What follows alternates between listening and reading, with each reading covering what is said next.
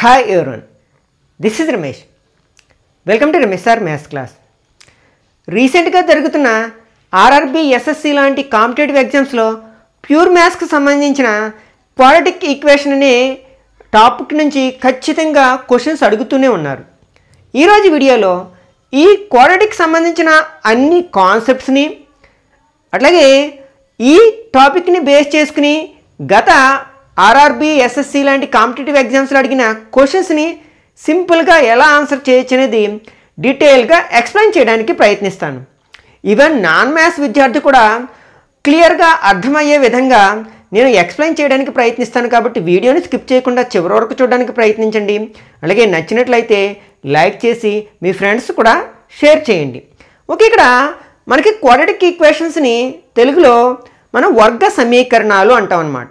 మనకి బహుపదులు అంటే పాలినామియల్స్ గురించి చెప్పుకున్నప్పుడు different types of polynomials based on degree, అంటే మనం పరిమాణాన్ని ఆధారంగా చేసుకుని బహుపదులను విభిన్న రకాలుగా వర్గీకరించవచ్చని నేర్చుకుంటాం కదా. ఫర్ ఎగ్జాంపుల్, ఏదైనా ఒక పాలినామియల్ యొక్క డిగ్రీ 1 అయింది అనుకోండి, దాన్ని మనం ఏమంటాం? లీనియర్ పాలినామియల్ అంటాం. ఓకే, తెలుగులో రేఖీయ బహుపది అని అంటాం. ఒకవేళ డిగ్రీ 2 అయింది అనుకోండి, దాన్ని క్వాడ్రాటిక్ పాలినామియల్ అంటాం. క్వాడ్రాటిక్ అంటే వర్గ బహుపది. ఓకే, అదే 3 అయింది అనుకోండి, క్యూబిక్ పాలినామియల్ అంటే ఘన బహుపది. ఈ విధంగా మనం పేర్లలో పిలుస్తాం కదా. అట్లాగే ఇప్పుడు మనం ఏ క్వాడ్రాటిక్ పాలినామియల్లో అయితే మనకి ఈక్వల్ టు సింబల్ ఉంటుందో దాన్ని మనం క్వాడ్రాటిక్ ఈక్వేషన్ అంటాం అనమాట. ఈక్వేషన్ అనగానే ఈక్వాలిటీ సింబల్ కలిగి ఉన్న ఎక్స్ప్రెషన్ కదా. మనకి క్వాడ్రాటిక్ పాలినామియల్ యొక్క జనరల్ ఫార్మ్ని ఎలా చెప్పుకుంటామంటే మనం a x square plus b x plus సిగా చెప్పుకుంటాం. ఎందుకంటే డిగ్రీ 2 అయింది కాబట్టి దీన్ని వర్గ బహుపది అంటాం. మనం ఈక్వల్ టు సింబల్ పెట్టామనుకోండి, ఈక్వల్ టు సమ్ నెంబర్ కానీ 0 కానీ పెట్టామనుకోండి, అప్పుడు దీన్ని ఏమంటామట? క్వాడ్రాటిక్ ఈక్వేషన్ అంటాం. అంటే వర్గ సమీకరణము అంటాం మనం. అంటే కాబట్టి దీన్ని ఏం చెప్పొచ్చు అనమాట? ఒక వర్గ సమీకరణం యొక్క సాధారణ రూపము అంటే జనరల్ ఫామ్ అంటాం కదా. ఏమవుతుందనమాట?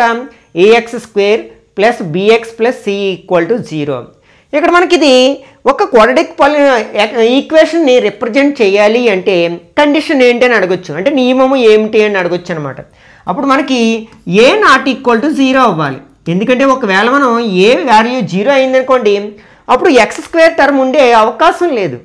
అప్పుడు దాని డిగ్రీ ఏమవుతుంది? 1 అయిపోతుంది. ఎందుకంటే ఈ టర్మ్ ఉండదు. ఇంకా మిగిలిన ఎక్స్ప్రెషన్ యొక్క డిగ్రీ ఎంత అవుతుంది? 1 అవుతుంది కదా పరిమాణం. అప్పుడు దాన్ని మనం వర్గ సమీకరణం అనలేం, రేఖీయ సమీకరణం అంటాం అనమాట. ఎందుకంటే డిగ్రీ 1 అయింది కాబట్టి. అంటే a x square plus b x plus c equal 0 అనే సమీకరణము ఒక వర్గ సమీకరణంను సూచించవలనంటే నియమం ఏమిటి అని అడిగినప్పుడు మన ఆన్సర్ ఏమవుతుందన్నమాట? ఏ నాట్ ఈక్వల్ టు 0 అవుతుందన్నమాట. నెక్స్ట్ మనం ఆ క్వాడ్రాటిక్ పాలినామియల్స్ అంటే బహుపదుల గురించి చెప్పుకున్నప్పుడు మనం జీరోస్ ఆఫ్ ద పాలినామియల్ గురించి మాట్లాడుకుంటాం. అంటే ఫర్ ఎగ్జాంపుల్ x+1 అనే ఒక పాలినామియల్ ఉంది. దీని డిగ్రీ ఆధారంగా మనం ఏం చెప్పొచ్చు? రేఖీయ బహుపది అని చెప్పొచ్చు అనమాట. ఎందుకంటే దాని పరిమాణం 1 అయ్యింది కాబట్టి. మనం ఎక్స్ ప్లేస్లో ఏ నెంబర్ని సబ్స్టిట్యూట్ చేసినప్పుడు ఈ పాలినామియల్ యొక్క వాల్యూ 0 అవుతుందో that number is noun as zero of the polynomial, అంటే బహుపది యొక్క శూన్య విలువ అంటాం. ఫర్ ఎగ్జాంపుల్ నేను ఎక్స్ ప్లేస్లో -1 రాశాను అనుకోండి, అప్పుడు దీని వాల్యూ ఏమవుతుంది? -1 + 1 0 అయిపోతుంది. కాబట్టి మనకి పాలినామియల్ యొక్క వాల్యూ 0 అయిపోయింది. కాబట్టి ఇక్కడ హియర్ x ఈక్వల్ టు -1 అనేది ఈ పాలినామియల్ యొక్క 0 అవుతుందన్నమాట. దాన్ని మనం శూన్య విలువ అంటాం. ఆ బహుపది యొక్క శూన్య విలువ అంటాం అనమాట. మనకి ఒక బహుపదికి అంటే ఒక పాలినామియల్కి మనకి మ్యాక్సిమం ఎన్ని జీరోస్ ఉంటాయంటే దాని డిగ్రీ ఎంత అయితే ఉంటుందో మ్యాక్సిమం అన్ని జీరోస్ ఉంటాయన్నమాట. అంటే ఒక బహుపదికి ఎన్ని శూన్యాలు ఉండవచ్చు, శూన్య విలువలు ఎన్ని ఉండవచ్చు అంటే దాని పరిమాణానికి గరిష్టంగా దాని పరిమాణం ఎంత అవుతుందో అన్ని శూన్యాలు ఉండడానికి అవకాశం ఉంటుందన్నమాట.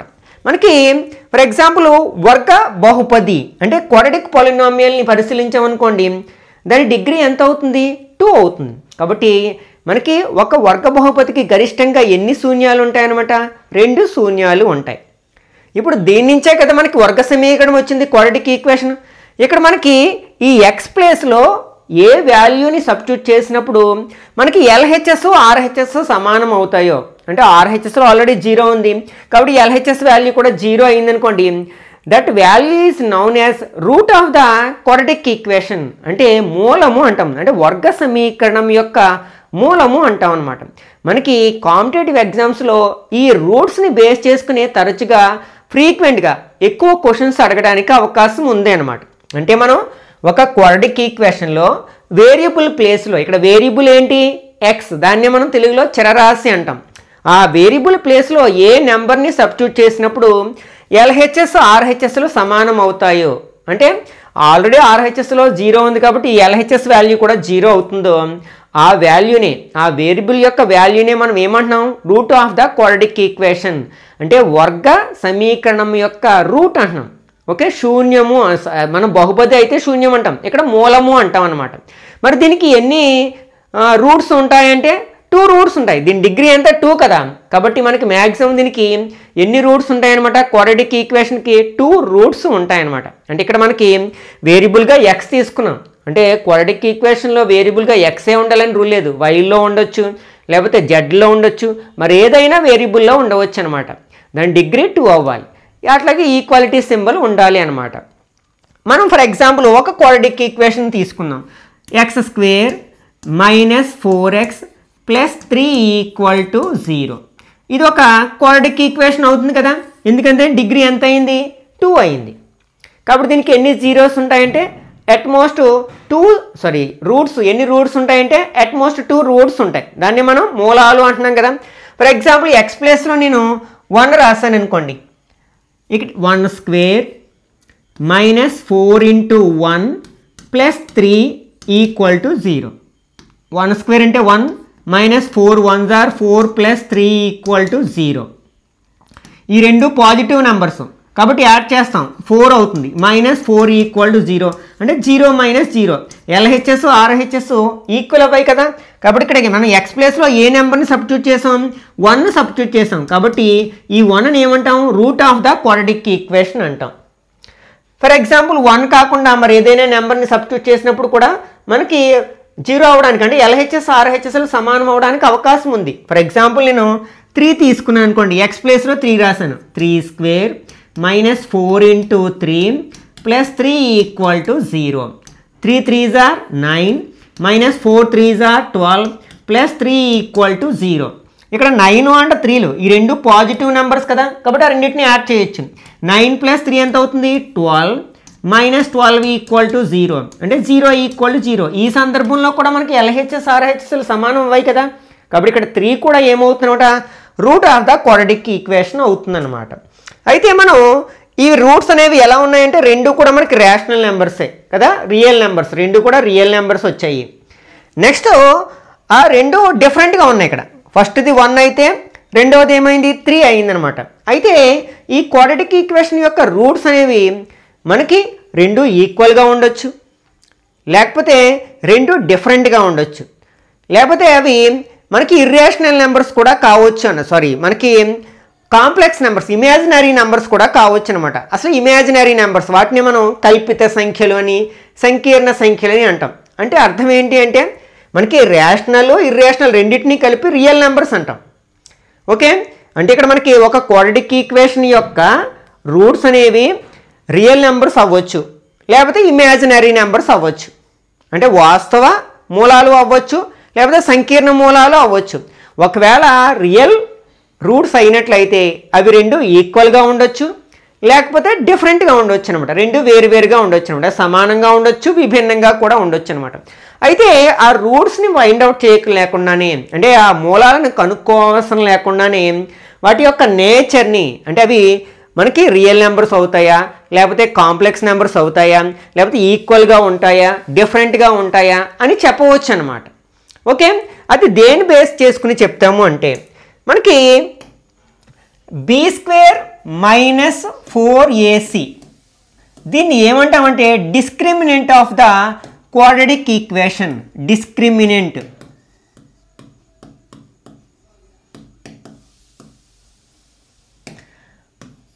దీని తెలుగులో విచక్షణి అంటామన్నమాట. విచక్షణి దీని యొక్క విలువ ఆధారంగా మనం ఇచ్చిన క్వాడ్రాటిక్ ఈక్వేషన్ యొక్క రూట్స్ అనేవి అంటే వాటి యొక్క నేచర్ని చెప్పగలుగుతాం అన్నమాట. రియల్ నెంబర్స్ అవుతాయా, ఇమాజినరీ నెంబర్స్ అవుతాయా, లేకపోతే ఈక్వల్గా ఉంటాయా, డిఫరెంట్గా ఉంటాయని మనం డిసైడ్ చేయొచ్చు అనమాట. మనకి ఫర్ ఎగ్జాంపుల్ ఏదో ఒక క్వాడ్రాటిక్ ఈక్వేషన్ ఇచ్చారు, దీని మీద కూడా మనకి ప్రీవియస్ ఎగ్జామ్స్లో తరచుగా క్వశ్చన్స్ అడుగుతాడు. ఇప్పుడు మనం చెప్పుకోబోయేది చాలా ఇంపార్టెంట్ టాపిక్ అనమాట. అంటే నేచర్ ఆఫ్ ద రూట్స్, అంటే మూలాల యొక్క స్వభావాన్ని గురించి మనం డిస్కస్ చేస్తున్నాం ఈ టాపిక్లో. ఓకే, ఇక్కడ మనకి ఒక క్వాడ్రాటిక్ ఈక్వేషన్ ఇచ్చారు. ఫర్ ఎగ్జాంపుల్ 3x² - 4x + 6 = 0 అనేది ఒక క్వాడ్రాటిక్ ఈక్వేషన్. దీనికి మనకి 2 రూట్స్ ఉంటాయి. ఆ 2 రూట్స్ ఎలా ఉంటాయి అంటే రియల్ నెంబర్స్ అవుతాయా, ఇమాజినరీ నెంబర్స్ అవుతాయా, లేకపోతే ఈక్వల్గా ఉంటాయా, డిఫరెంట్గా ఉంటాయా అనేది మనం ఏం చెప్తా ఉంటున్నాం, ఈ డిస్క్రిమినెంట్ని ఫైండ్ అవుట్ చేయడం ద్వారా చెప్పవచ్చు అంటున్నాను అనమాట. మనం ఒకవేళ మనం b² - 4ac ఫైండ్ అవుట్ చేసాం, అప్పుడు దాని వాల్యూ 0 వచ్చిందనుకోండి, అప్పుడు రూట్స్ ఎలా ఉంటాయంటే రియల్ నెంబర్స్ అవుతాయి, ఈక్వల్ రూట్స్ వస్తాయి అనమాట. అంటే రియల్ నెంబర్స్ అనమాట, అంటే ఈక్వల్ అనమాట, అంటే సమానంగా కూడా ఉంటాయి. అంటే వాస్తవ సంఖ్యలు మరియు సమానాలు అనమాట. వాస్తవాలు మరియు సమానాలు అంటాం అనమాట. అంటే 2 ఈక్వల్ నెంబర్స్ వస్తాయన్నమాట, 2 రూట్స్ కూడా.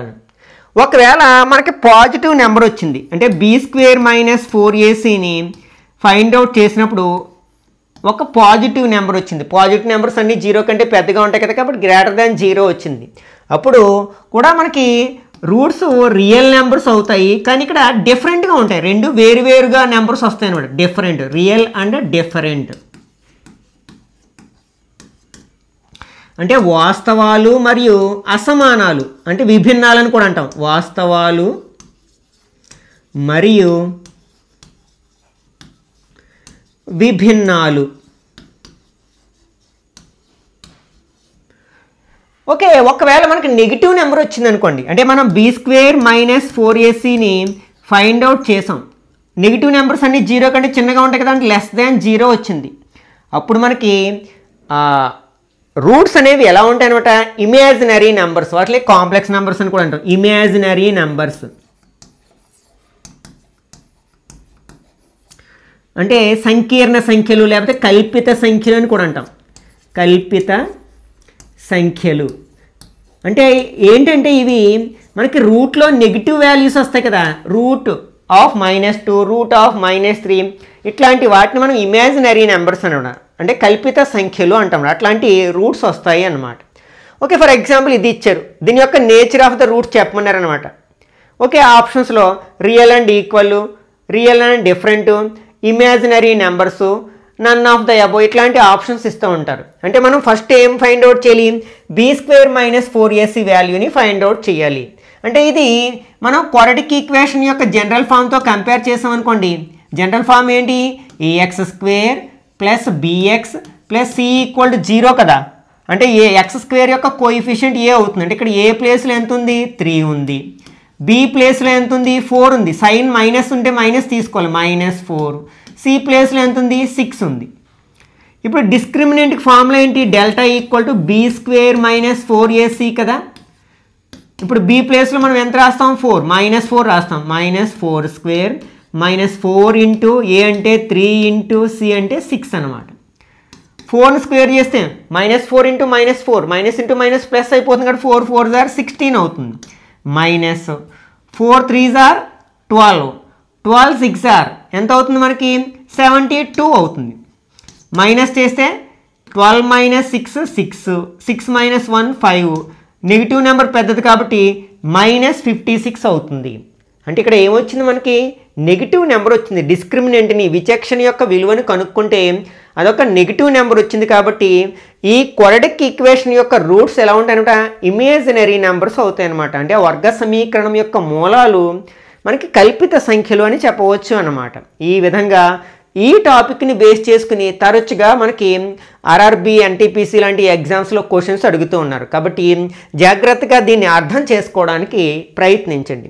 ఓకే, ఇప్పుడు మనకి క్వాడ్రాటిక్ ఈక్వేషన్కి 2 రూట్స్ ఉంటాయి, రెండు మూలాలు ఉంటాయి అంటున్నాం కదా. మరి వాటిని ఎలా కనుక్కోవాలి అంటే దీనికి మనకి 2 డిఫరెంట్ మెథడ్స్ ఉన్నాయన్నమాట. అవి ఏంటంటే ఒకటి ఫ్యాక్టరైజేషన్ మెథడ్, సెకండ్ వన్ ఏమో ఫార్ములా మెథడ్. ఫస్ట్ మనం ఫ్యాక్టరైజేషన్ మెథడ్ గురించి చూద్దాం. ఓకే, దీని గురించి నేను డీటెయిల్గా అంటే ఒక క్వాడ్రాటిక్ ఈక్వేషన్ని ఎట్లా ఫ్యాక్టరైజేషన్ చేయొచ్చు సింపుల్గా అనేది ఒక వీడియోని నేను చేయడం జరిగింది. ఆ వీడియో యొక్క లింక్ని పైన కార్డ్స్లో ఉంచుతాను, వీలైతే అక్కడి నుంచి చూడడానికి ప్రయత్నించండి. అక్కడ నేను చాలా డీటెయిల్గా ఎక్స్ప్లెయిన్ చేయడం జరిగింది అనమాట. ఫర్ ఎగ్జాంపుల్ ఇట్లా ఒక క్వాడ్రాటిక్ ఈక్వేషన్ ఇచ్చారు, x² మైనస్ లేకపోతే plus 7x plus 12 equal to 0. దీని రూట్స్ మనం ఫైండ్ అవుట్ చేయాలి. అంటే మనం ఫ్యాక్టరైజేషన్ మెథడ్ గురించి చెప్పుకుంటాం ఉన్నాం. కారణాంక విభజన పద్ధతిలో దీన్ని ఫ్యాక్టరైజేషన్ చేయడం ద్వారా మనం రూట్స్ని ఫైండ్ అవుట్ చేయడానికి ప్రయత్నిద్దాం. ఓకే, ఇక్కడ మనకి ఫస్ట్ మనం చేయాల్సిన పని ఏంటంటే x² యొక్క కోఎఫిషియెంట్ని కాన్స్టెంట్ టర్మ్ని మల్టిప్లై చేయాలి. ఇక్కడ x² ముందు ఏమీ నెంబర్ లేదు అంటే ఏమున్నట్టు 1 ఉన్నట్టు. అంటే 1 × 12 ఎంత అవుతుంది? 12 అవుతుంది. ఈ 12ని మనం 2 పార్ట్స్గా డివైడ్ చేయాలి. నెక్స్ట్ ఈ కాన్స్టెంట్ టర్మ్ అంటాం, దీన్ని స్థిర పదం అంటాం. అంటే వేరియబుల్ లేని పదము, చరరాశి లేని పదాన్ని స్థిర పదం అంటాం కదా. ఆ స్థిర పదానికి ఉన్న గుర్తుని బట్టి మనం ఎడిషన్ చేయాలా సబ్ట్రాక్షన్ చేయాలా అనేది ఆధారపడి ఉంటుందన్నమాట. అంటే దీన్ని 2 పార్ట్స్ కింద డివైడ్ చేస్తాం, స్లిప్ చేస్తాం, విడగొడతాం. ఆ రెండింటిని యాడ్ చేయాలా సబ్ట్రాక్ట్ చేయాలా అనేది దేని మీద ఆధారపడి ఉంటుంది? ఈ కాన్స్టెంట్ టర్మ్కు ఉన్న గుర్తు మీద ఆధారపడి ఉంటుందన్నమాట. ప్లస్ ఉంటే ఎడిషన్ చేయాలి, మైనస్ ఉంటే సబ్ట్రాక్ట్ చేయాలి. అలా చేసినప్పుడు వచ్చే రిజల్ట్ దేనికి సమానం అవ్వాలంటే x యొక్క కోఎఫిషియెంట్కి సమానం అవ్వాలి. ఆ ఒక్క రూల్ని మనం మైండ్లో ఉంచుకోవాలి అనమాట. ఇప్పుడు మనం 12ని డివైడ్ చేయాలి. ఓకే, ఇక్కడ ప్లస్ ఉంది కాబట్టి ఎడిషన్ చేస్తే 7 రావాలన్నమాట.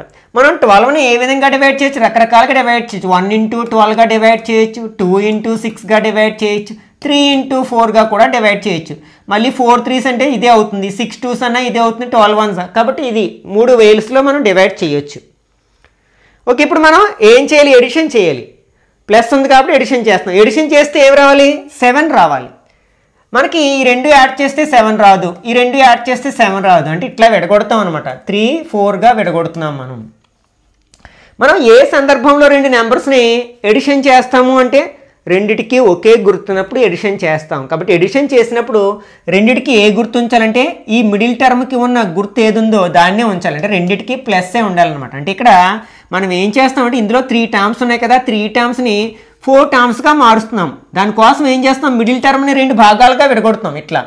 అంటే plus 3x plus 4x, 3x 4x 7x అవుతుంది కదా, ప్లస్ 12. ఈ మొదటి పదము చివరి పదము అలాగే ఉన్నాయన్నమాట. ఇప్పుడు ఎన్ని టర్మ్స్ అవ్వాయి? 4 టర్మ్స్ అవ్వాయి.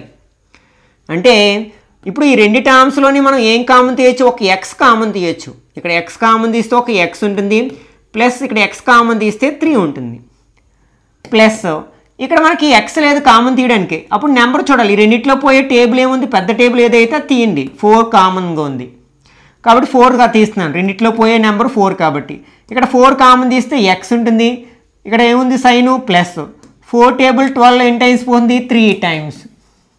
ఇక్కడ ఫస్ట్ బ్రాకెట్లో ఏమొస్తుందో సెకండ్ బ్రాకెట్లో కూడా అదే వస్తుంది. ఇప్పుడు ఎన్ని టర్మ్స్ ఉన్నాయంటే ఇక్కడ ఒక టర్ము ఇక్కడ ఒక టర్ము ఉంది. ఈ 2 టర్మ్స్లో మనకి x - 3 x + 3 అనేది కామన్గా ఉంది. ఈ x + 3ని కామన్ తీస్తే ఇక్కడ ఏముంటుంది? x ఉంటుంది, ఇక్కడ ఏముంటుంది? +4 = 0. ఇప్పుడు మనకి ఇక్కడ ఈ రెండింటిని మల్టిప్లై చేస్తే 0 వచ్చింది. అది ఎప్పుడు సాధ్యమవుతుంది? ఖచ్చితంగా ఈ రెండిట్లో ఏదో ఒకటి 0 అయితేనే అది సాధ్యమవుతుంది. వేరే ఏ నెంబర్స్ అయినా 0 రావడానికి అవకాశం లేదు కదా. రెండిట్లో ఒక నెంబర్ 0 అయితే అప్పుడు మల్టిప్లై చేస్తే మొత్తం లబ్ధం 0 అయిపోతుంది. కాబట్టి ఇక్కడ మనకి x + 3 = 0 అవ్వచ్చు, లేకపోతే x + 4 వాల్యూ కూడా 0 అయ్యి ఉండొచ్చు అనమాట. ఈ 3ని ఇక్కడ ట్రాన్స్పోజ్ చేస్తే x = -3, ఈ 4ని ట్రాన్స్పోజ్ చేస్తే x = -4. These are the roots of the given quadratic equation అనమాట. ఇవే మనకి ఇచ్చిన వర్గ సమీకరణం యొక్క మూలాలు అవుతాయి అన్నమాట. ఇది మనకి ఫ్యాక్టరైజేషన్ మెథడ్ అంటే కారణాంక విభజన పద్ధతి. ఒకవేళ ఇక్కడ మైనస్ ఉందనుకోండి, అప్పుడు ఏం చేస్తాం? సబ్ట్రాక్ట్ చేస్తాం. సబ్ట్రాక్ట్ చేసినప్పుడు ఒక ఎగ్జాంపుల్ చూద్దాం. For example x² -x -6 = 0. ఇది ఒక క్వాడ్రాటిక్ ఈక్వేషన్ అనుకుందాం. దీన్ని ఫ్యాక్టరైజేషన్ చేసి రూట్స్ని ఫైండ్ అవుట్ చేయాలి. ఫస్ట్ ఏం చేయాలి, మనం x² యొక్క కోఎఫిషియంట్ని కాన్స్టెంట్ని మల్టిప్లై చేయాలి. 1 × 6 ఏమవుతుంది, 6 అవుతుంది. ఇంకా చెప్పాలంటే మైనస్ ఉంది కాబట్టి -6 అవుతుంది. దీన్ని స్లిప్ చేయాలి, విడగొట్టాలి. ఎలా విడగొట్టాలి, ఇక్కడ మైనస్ ఉంది కాబట్టి సబ్ట్రాక్ట్ చేస్తే x యొక్క కోఎఫిషియంట్ రావాలి. x యొక్క కోఎఫిషియంట్ ఏం లేదు కాబట్టి 1 రావాలి అనమాట. 1 ఉన్నట్లు అంటే ఎట్లా విడగొట్టచ్చు, 2 3గా విడగొచ్చు కదా. 2 3s are 6, 3లోంచి 2 మైనస్ చేస్తే 1 అనమాట. అంటే మనం ఎప్పుడు మైనస్ చేస్తాము, రెండిటికి వేరు గుర్తులు ఉన్నప్పుడు మైనస్ చేస్తాం. కాబట్టి రెండిటికి వేరు గుర్తులు ఉంచాలి. మరి దేనికి ఏ గుర్తు ఉంచాలి అంటే ఒకటి దానికి ప్లస్ మరొక దానికి మైనస్ ఉంచాలి. అయితే ప్లస్ దేనికి ఉంచాలి, మైనస్ దేనికి ఉంచాలి అనే డౌట్ వస్తుంది కదా. ఇప్పుడు మిడిల్ సైన్ పెద్దదానికి ఉంచాలి. ఈ రెండిట్లో పెద్దది ఏది, 3 కదా. కాబట్టి రెండో దానికి ఆపోజిట్ సైన్ ఉంచాలన్నమాట. అంటే దీన్ని ఎలా విడగొట్టాలి, x² + 2x - 3x -6 = 0. ఇప్పుడు కామన్ తీస్తాం. ఫస్ట్ రెండు టర్మ్స్లో x కామన్ తీస్తే ఇక్కడ ఒక x ఉంటుంది, ప్లస్ ఇక్కడ 2 ఉంటుంది. ఈ రెండిట్లో 3 కామన్ తీయొచ్చు, మైనస్ ఉంది కాబట్టి -3ని కామన్ చేస్తే ఇక్కడ x ఉంటుంది. ఈ మైనస్ని ఎట్లా రాయొచ్చు, మైనస్ ఇంటూ ప్లస్ మైనస్ అని అవుతుంది కదా. కాబట్టి మైనస్ కామన్ తీసాం కాబట్టి ఇక్కడ ప్లస్ రాసుకోవాలి. 3 టేబుల్ 6లో ఎన్ని టైమ్స్ పోతుంది, 2 టైమ్స్. ఓకే, ఇప్పుడు మళ్ళీ x + 2 కామన్ తీస్తాం. ఇక్కడ x ఉంటుంది, ఇక్కడ -3 ఉంటుంది. This equal to 0. దీని నుంచి మనకి x = -2 వస్తుంది, దీని నుంచి 3 వస్తుంది. ఇవి ఈ క్వాడ్రాటిక్ ఈక్వేషన్ యొక్క రూట్స్ అవుతాయి అనమాట, అంటే మూలాలు అవుతాయి అన్నమాట. ఓకే, నెక్స్ట్ మనకి ఈ రూట్స్ని బేస్ చేసుకుని అడగడానికి అవకాశం ఉన్న మరొక టాపిక్ ఏమిటి అంటే మనకి product of the roots and some of the roots అన్నమాట.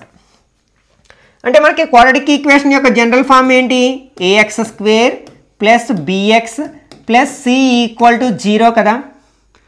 దీనికి రెండు రూట్స్ ఉంటాయి, రెండు మూలాలు ఉంటాయి. వాటి యొక్క ప్రోడక్టు అండ్ సమ్ గురించి క్వశ్చన్స్ అడగవచ్చు అనమాట. మనం సాధారణంగా ఒక క్వాడ్రాటిక్ ఈక్వేషన్ యొక్క రూట్స్ని ఆల్ఫా బీటా అనే గ్రీకు అక్షరాల్లో డినోట్ చేస్తూ ఉంటారు అనమాట, రిప్రజెంట్ చేస్తూ ఉంటారు అనమాట. అంటే అంటే ఒక వర్గ సమీకరణం యొక్క మూలాలను సూచించడానికి ఆల్ఫా బీటా అనే గ్రీక్ అక్షరాలను ఉపయోగిస్తూ ఉంటాం అన్నమాట. మనకి ఈ క్వాడ్రాటిక్ ఈక్వేషన్ యొక్క సమ్ ఆఫ్ ద జీరోస్ అంటే roots, some of roots equal to roots ఏమంటున్నా మనం ఆల్ఫా బీటా అనుకుంటున్నా కూడా సమ్ అంటే యాడ్ చేస్తాం కదా, ఆల్ఫా + బీటా అంటే వితౌట్ ఫైండింగ్ రూట్స్ అనమాట.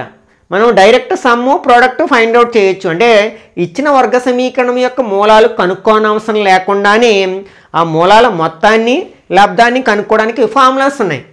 Some of the roots find out చేయడానికి ఫార్ములా ఏంటంటే -b/a and product of the roots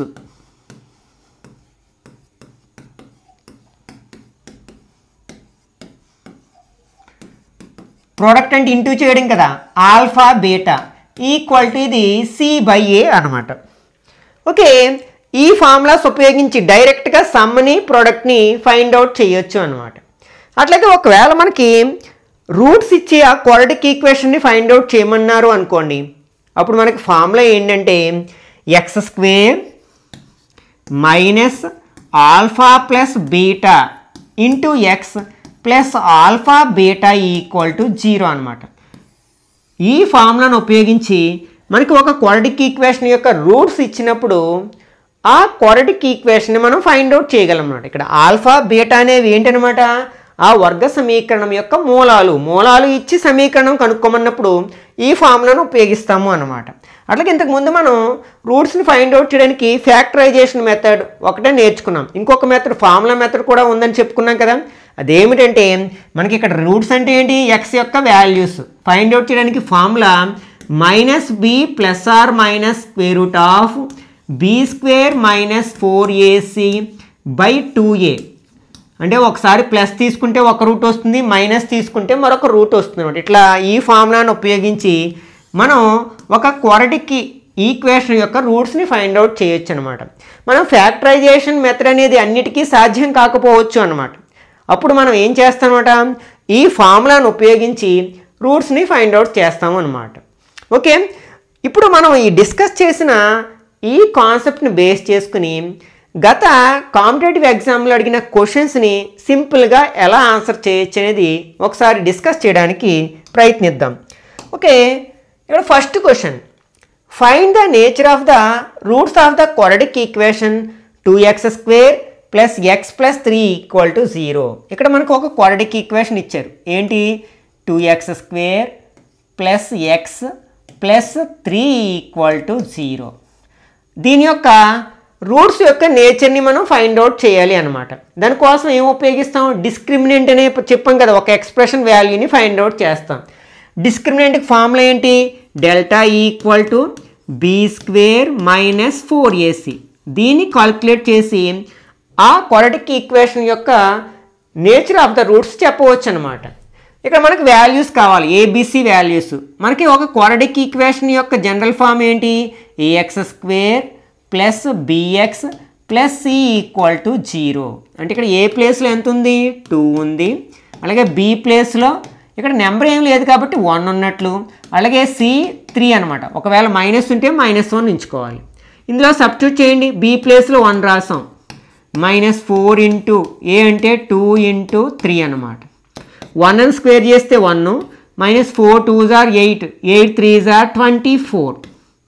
ఒకటి ప్లస్ ఒకటి మైనస్ ఉంటే సబ్ట్రాక్ట్ చేస్తాం కదా. 24 నుంచి 1 మైనస్ చేస్తే 23. లార్జెస్ట్ నెంబర్ నెగిటివ్ నెంబర్ కాబట్టి -23. ఇది <0 కదా. నెగిటివ్ నెంబర్ వస్తే అది 0 కంటే చిన్న వాల్యూ. మనం <0 వచ్చినప్పుడు ఏమని చెప్పుకున్నాం? ఆ ఇచ్చిన క్వాడ్రాటిక్ ఈక్వేషన్ యొక్క రూట్స్ ఇమాజినరీ నెంబర్స్ అవుతాయని చెప్పుకున్నాం. అది ఎక్కడుంది? మనకి థర్డ్ ఆప్షన్లో ఉంది కదా. కాబట్టి ఇది కరెక్ట్ ఆన్సర్ అవుతుంది అన్నమాట. Okay, second one, find the discriminant of the quadratic equation 3x² - 4x + 2 = 0 and హ్యాన్స్ determine the nature of it's roots. అంటే ఇంతకుముందు మోడల్లో అనమాట. దీని డిస్క్రిమినెంట్ని ఫైండ్ అవుట్ చేసి తద్వారా ఆ రూట్స్ యొక్క నేచర్ గురించి చెప్పమంటాడు అనమాట. ఇక్కడ ఇచ్చిన క్వాడ్రాటిక్ ఈక్వేషన్ ఏంటి? 3x² - 4x + 2 = 0. మనకి ఏబిసి వాల్యూలు కావాలి. ఇక్కడ ఏ వాల్యూ ఎంత? 3, B value -4 and C value 2. Discriminant find out చేయాలి కదా. డిస్క్రిమినెంట్ ఫార్ములా ఏంటి మనకి? b² - 4ac. సబ్స్టిట్యూట్ చేస్తే -4² -4 ఇంటూ 3 ఇంటూ 2. 4 4s are 16 కదా. మైనస్ ప్లస్ అయిపోతుంది స్క్వేర్ చేసినప్పుడు. -4 3s are 12, 12 2s are 24. ఒకటి ప్లస్ ఒకటి మైనస్ ఉంటే సబ్ట్రాక్ట్ చేస్తాం కదా. 24లో 16 మైనస్ చేస్తే 8. లార్జెస్ట్ నెంబర్కి నెగిటివ్ సైన్ ఉంది కాబట్టి -8 వచ్చింది. అంటే ఇది <0. మైనస్ నెంబర్ వచ్చినప్పుడు ఏమని రాస్తాం?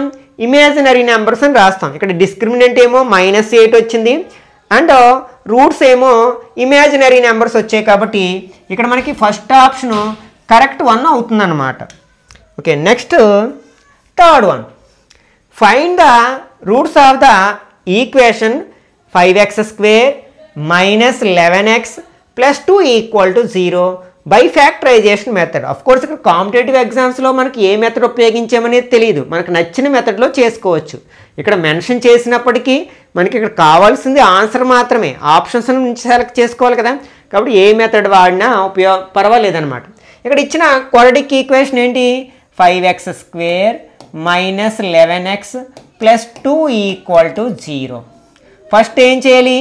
x² కోఎఫిషియంట్ని కాన్స్టెంట్ని మల్టిప్లై చేయాలి. 5 2s are ఎంత? 10. 10 అని ఏం చేయాలి? స్లిప్ చేయాలి. ఆ రెండింటిని ఇక్కడ ప్లస్ ఉంది కాబట్టి యాడ్ చేస్తే x యొక్క కోఎఫిషియంట్ అంటే మిడిల్ టర్మ్ యొక్క కోఎఫిషియంట్ రావాలి. దీన్ని చూడండి 1 ఇంటూ 10గా విడగొట్టుకోవచ్చు కదా. 10 1s are 10. నెక్స్ట్ 10ని 1ని యాడ్ చేస్తే 11 వస్తుంది. కాకపోతే ఇక్కడ ఎడిషన్ చేయాలంటే రెండింటికి ఒకే సైన్ ఉంచాలి. ఏ సైన్ ఉంచాలంటే మిడిల్ టర్మ్కి ఏ సైన్ ఉంటే అదే ఉంచాలి. ఇక్కడ మైనస్ ఉంది కాబట్టి -1 -10. అంటే ఇప్పుడు దీన్ని ఎలా రాస్తాం మనం? 5x² - 1x - 10x + 2 = 0. ఇప్పుడు గ్రూపింగ్ చేసుకుని ఈ రెండిట్లో ఏం కామన్ తీయచ్చు? ఒక x కామన్ తీయచ్చు. ఇక్కడ 5 ఇంకా ఒక x ఉంటుంది. మైనస్ ఇక్కడ 1 ఉంటుంది. ఈ రెండిట్లో మనకి 2 టేబుల్ పోతుంది కాబట్టి 2 కామన్ తీస్తున్నారు, మైనస్ ఉంది కాబట్టి -2 కామన్ తీస్తున్నాను. 2 టేబుల్ 10లో 5 టైమ్స్, ఇంకా ఎక్స్ ఉంది. ప్లస్ని ఎట్లా రాయొచ్చు మనం, మైనస్ ఇంటూ మైనస్ అని రాయొచ్చు కదా. మరి ఒక మైనస్ కామన్ తీస్తాం కాబట్టి ఒక మైనస్ ఉంటుంది. 2లో 2 టేబుల్ ఎన్ని టైమ్స్ పోతుంది, 1 టైమ్, ఈక్వల్ టు 0.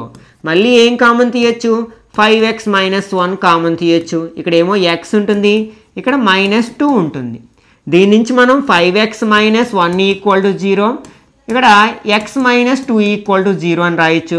ఈ ఫస్ట్ ఈ -1ని ట్రాన్స్పోజ్ చేస్తే మనకి +1 అవుతుంది. ఈ 5 ఇక్కడ ఇంటూ చేస్తుంది కాబట్టి RHలోకి వెళ్తే డివైడ్ చేస్తుంది. ఇక్కడ x ఈక్వల్ టు 2. ఇలా ఇన్ని స్టెప్స్ వేయాల్సిన అవసరం లేదు. ఈ మెథడ్ మీద మీకు కనుక సరైన అవగాహన వచ్చినట్లయితే జస్ట్ చూసిన వెంటనే కూడా మనం రూట్స్ని ఫైండ్ అవుట్ చేసి చెప్పేసేయచ్చు అనమాట. ఓకే, అంటే ఇక్కడ మనం కరెక్ట్గా స్లిప్ చేసుకున్నట్లయితే ఇక్కడ మనం డిసైడ్ చేసేసేయచ్చు అనమాట ఆల్మోస్ట్. అంటే ఇక్కడ మనకి రూట్స్ ఏంటనమాట, 1/5 2. ఎక్కడుంది అది, 1/5, 2 అనేవి సెకండ్ ఆప్షన్లో ఉంది కదా, కాబట్టి ఇది కరెక్ట్ ఆన్సర్ అవుతుంది అనమాట. Okay, next 4th one.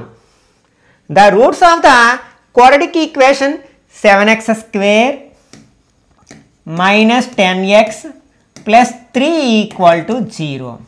దీన్ని మనం ఫ్యాక్టరైజేషన్ మెథడ్లో చేయొచ్చు, లేకపోతే ఫార్ములా మెథడ్లో చేయొచ్చు. ఇది నేను ఫార్ములా మెథడ్లో ఎక్స్ప్లెయిన్ చేయడానికి ప్రయత్నిస్తాను. ఫార్ములా ఏంటి, మనకి -b + or - b² - 4ac/2a. ఇది ఫార్ములా. ఇక్కడ a అంటే 7, b అంటే -10, c అంటే 3. ఇందులో రాసామనుకోండి b అంటే -10 కదా, అది ఇది ఫార్ములాలో మైనస్, ఇది నెంబర్కున్న మైనస్, + or - b² అంటే -10² - 4ac, 4 ఇంటూ a అంటే 7 ఇంటూ 3/2a. 2 ఇంటూ a ఎంత, ఇక్కడ మనకి 7 కదా, this equal to minus into minus ఏమవుతుంది, +10 అయిపోతుంది, + or - 10 10s are 100, స్క్వేర్ చేసినప్పుడు మైనస్ అయిపోతుంది, -7 4s are 28, 28 3s are 3 8s are 24, 2 అంటే 84 వచ్చింది మనకి. 84/2 7s are 14. This equal to 10 + or - 100లోంచి 84 మైనస్ చేస్తే 16 కదా, /14. దిస్ ఈక్వల్ టు 10 + or - 16కి రూట్ ఉంది, 4 4s are 16 కదా, కాబట్టి స్క్వేర్ రూట్ ఫైండ్ అవుట్ చేస్తే 4 వస్తుంది, /14. ఇట్లా సింప్లిఫై చేసిన తర్వాత ఒకసారి ప్లస్ తీసుకుంటాం, మరొకసారి మైనస్ తీసుకుంటాం. ప్లస్ తీసుకున్నాం అనుకోండి 10 + 4/14 అవుతుంది. 10 + 14 ఎంత అవుతుంది, 10 + 4 14/14. 1 టైం కట్ అవుతుంది కదంటే 1 అనమాట. ఈ సందర్భంలో మనకు రూట్ 1 వచ్చింది. ఈసారి మైనస్ తీసుకోండి, 10 - 4/14. 10 - 4 అంటే 6/14. 2 టేబుల్ 3 టైమ్స్ 7 టైమ్స్ అంటే 3/7 అనమాట. అంటే ఇక్కడ మనకి సెకండ్ రూట్ ఏమవుతుంది అనమాట, 3/7 అవుతుంది. అంటే ఇక్కడ 1, 3/7 ఎక్కడుంది, మనకి ఫస్ట్ ఆప్షన్లో ఉంది కదా, కాబట్టి ఇది కరెక్ట్ ఆన్సర్ అవుతుంది అనమాట. ఈ విధంగా మనం ఫార్ములాను ఉపయోగించి కూడా ఒక క్వాడ్రాటిక్ ఈక్వేషన్ యొక్క రూట్స్ని ఫైండ్ అవుట్ చేయొచ్చు అనమాట. Okay, next 5th one. Find the roots of 5m² + 18m + 16 equal to 0. ఇక్కడ మనం ఫస్ట్ చేయాల్సిన పని ఏంటి, 5ని 16ని ఇంటూ చేయాలి. 5 × 16 పెద్ద నెంబర్ వస్తుంది, మరి అదని ఎలా స్లిప్ చేయాలి అనే డౌట్ రావచ్చు. ఇది ప్రైమ్ నెంబర్ కాబట్టి దీన్ని విడగొట్టలేము. దీన్ని ఎలా విడగొట్టవచ్చు అంటే 2 × 2 × 2 × 2గా విడగొట్టచ్చు. ఇప్పుడు ఏంటి, మనకి దీన్ని ప్లస్ ఉంది కాబట్టి యాడ్ చేస్తే మనకి 18 రావాలి. ఓకే, ఇక్కడ మనకి ఈ రెండు యాడ్ చేస్తే 18 వచ్చే అవకాశం లేదు. ఇక్కడ 5 2s are 10, ఈ 3 మల్టిప్లై చేయండి, 2 2s are 4 2s are 8 అంటే 10 × 8గా కానీ 8 × 10గా కానీ మనం స్లిప్ చేయొచ్చు అనమాట. ఇక్కడ యాడ్ చేస్తున్నాం కాబట్టి మిడిల్ సైన్నే రెండింటికి ఉంచుతాం అనమాట. ఓకే, 5m² + 10m ముందు వెనకలైనా నో ప్రాబ్లం అన్నాడు, + 8m + 16 ఈక్వల్ టు 0. ఇప్పుడు గ్రూపింగ్ చేసుకుని ఈ రెండిట్లో ఏం కామన్ తీయచ్చు, ఈ రెండిట్లో 5 టేబుల్ పోతుంది, అలాగే ఒక m కూడా కామన్ తీయచ్చు, రెండిట్లో mలు ఉన్నాయి కాబట్టి. 5 కామన్ తీసేసాం, 2mలో ఒక m ఉంది కాబట్టి ఇంకా ఒక m ఉంటుంది, + 5 టేబుల్ 10లో 2 టైమ్స్ m ఆల్రెడీ కామన్ తీసేస్తాం. ఇందులో m లేదు కామన్ తీయడానికి, కానీ రెండిట్లో పోయే టేబుల్ 2 టేబుల్ పోతుంది, కానీ దానికంటే పెద్ద టేబుల్ ఏంటి 4, కాబట్టి 4 కామన్ తీస్తున్నాను. సరే 8 టేబుల్ పోతుంది కదా, 8 కామన్ తీస్తున్నాను. ఓకే, ఇక్కడ 8 కామన్ తీస్తే ఏముంటుంది, m ఉంటుంది, ప్లస్ 8 టేబుల్ 16లో 2 టైమ్స్ పోతుంది అనమాట. మళ్ళీ మనం m ప్లస్ 2ని కామన్ తీస్తే ఇక్కడేమో 5m ప్లస్ 8 ఈక్వల్ టు 0. దీని నుంచి డైరెక్ట్ రాస్తున్నాను, m ఈక్వల్ టు ప్లస్ 2 అక్కడికి వెళ్తే -2 అవుతుంది.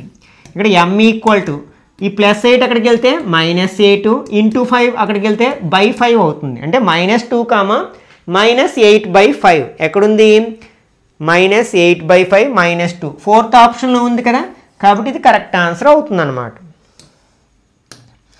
Okay, next 6th one. ఇక్కడ ఇచ్చిన క్వాడ్రాటిక్ ఈక్వేషన్ ఏంటంటే 3x² - 7x + 1 = 0. ఇక్కడ చూడండి 3 1s are 3. 3ని మనం ఎలా విడగొట్టలేము, 1 × 3గా విడగొట్టగలం, కానీ ఆ రెండు యాడ్ చేస్తే మనకు 7 వచ్చే అవకాశమే లేదు అసలు. కాబట్టి దీన్ని మనం ఫ్యాక్టరైజేషన్ మెథడ్లో రూట్స్ని ఫైండ్ అవుట్ చేయలేము అన్నమాట. అప్పుడు ఖచ్చితంగా మనం యూజ్ చేయాల్సింది ఏంటి, ఫార్ములా మెథడ్ని యూజ్ చేయాలి. ఓకే, ఫార్ములా ఏంటి ఇక్కడ మనకి, x = -b ± b² - 4ac/2a. This equal to minus b అంటే ఇక్కడ -7 కదా, -7 ±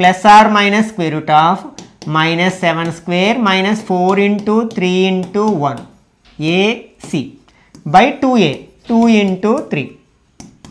మైనస్ ఇంటూ మైనస్ ప్లస్ అయిపోతుంది, plus or minus √7 7s are 49 minus 4 3s are 12 12 1s are 12 by 2 3s are 6 equal to 7 plus or minus √49 minus 12 ఎంత అవుతుంది, 37/6 అవుతుంది.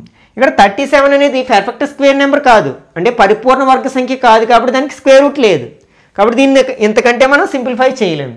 కాబట్టి ఒక route ఏమో 7 + √37/6 అవుతుంది, మరొక రూట్ ఏమో 7 - √37/6 అవుతుంది. అది ఎక్కడుంది మనకి, సెకండ్ ఆప్షన్లో ఉంది కదా, కాబట్టి ఇది కరెక్ట్ ఆన్సర్ అవుతుంది అన్నమాట. Okay, next 7th one. Find the value of k for which the quadratic equation x² + 4x + k = 0 has equal roots. అంటే వీడు ఇచ్చిన క్వాడ్రాటిక్ ఈక్వేషన్కి ఈక్వల్ రూట్స్ సమాన మూలాలు ఉన్నట్లయితే k విలువ ఎంత అంటున్నాడు. మనం ఒక క్వాడ్రాటిక్ ఈక్వేషన్కి ఈక్వల్ రూట్స్ ఎప్పుడు ఉంటాయని చెప్పుకున్నాం, డిస్క్రిమినెంట్ వాల్యూ 0 అయినప్పుడు. డిస్క్రిమినెంట్ అంటే ఏమిటి, b² - 4ac. దీని వాల్యూ 0 అయినప్పుడు ఇచ్చిన క్వాడ్రాటిక్ ఈక్వేషన్కి ఈక్వల్ రూట్స్ అని చెప్పుకున్నాం కదా, దీన్ని ఉపయోగించుకుని మనం k వాల్యూ ఫైండ్ అవుట్ చేయొచ్చు అనమాట. ఇక్కడ b వాల్యూ, ఇక్కడ ఇచ్చిన క్వాడ్రాటిక్ ఈక్వేషన్ ఏంటి, x² + 4x + k = 0. ఇక్కడ b అంటే 4, a అంటే ఇక్కడ 1, నెక్స్ట్ c అంటే k. ఇందులో రాసేసామనుకోండి, అంటే 4² - 4 × 1 × k = 0. 4 4s are 16 - 4 1s are 4 × k 4k అవుతుంది, = 0. 16ని ట్రాన్స్పోజ్ చేసామనుకోండి, ఇది +16, RHలోకి వెళ్తే -16 అవుతుంది. బోత్ సైడ్స్ మైనస్ ఉంది కాబట్టి మైనస్తో మల్టిప్లై చేస్తే ప్లస్ అయిపోతుంది. ఇప్పుడు 4ని ట్రాన్స్పోజ్ చేయండి, k = 16/4. 4 టేబుల్ 16లో 4 టైమ్స్, అంటే k = ఎంత అవుతుంది అనమాట, 4 అవుతుంది అనమాట. అది ఎక్కడుంది మనకి, థర్డ్ ఆప్షన్లో ఉంది కదా, కాబట్టి ఇది కరెక్ట్ ఆన్సర్ అవుతుంది. Okay, next 8th one. If the sum and product of the roots of a quadratic equation are 4 - 3√2 and -28 respectively, then find the quadratic equation. అంటే సమ్ము నేమో మనం ఆల్ఫా ప్లస్ బీటా అంటాం, ప్రోడక్ట్ నేమో alpha beta అంటాం. ఈ రెండు తెలిసినప్పుడు quadratic equation find out చేయడానికి ఫార్ములా ఒకటి చెప్పుకున్నాం, x² - alpha plus beta into x plus alpha beta = 0. ఇందులో మనం ఆల్ఫా ప్లస్ బీటా ప్లేస్లోనేమో 4 - 3√2 రాస్తాం, ఆల్ఫా బీటా ప్లేస్లో -28 రాస్తాం. అంటే x² minus alpha plus beta value ఎంత, 4 - 3√2 into X alpha beta value plus in -28 equal to 0. ఈ ప్లస్ ఇంటూ మైనస్ ఇక్కడ minus రాసి చేసేయచ్చు కదా. అంటే x² -4 - 3√2 ఇంటూ ఎక్స్ -28 ఎక్కడుంది మనకు? అది 4th ఆప్షన్లో ఉంది కదా. కాబట్టి ఇది కరెక్ట్ ఆన్సర్ అవుతుంది అన్నమాట. Okay, next find the value of k if the quadratic equation 2x² + kx + 8 = 0 and 3x² + 4x + 12 = 0 have both roots are common. అంటే ఇక్కడ రెండు క్వాడ్రాటిక్ ఈక్వేషన్స్ ఇచ్చారు. ఈ రెండిటి యొక్క రూట్స్ సేమ్ అయినట్లయితే, కామన్గా ఉన్నట్లయితే k వాల్యూ ఎంత? దీన్ని బేస్ చేసుకుని కూడా మనకి కాంపిటేటివ్ ఎగ్జామ్స్లో తరచుగా క్వశ్చన్స్ అడుగుతున్నారనమాట.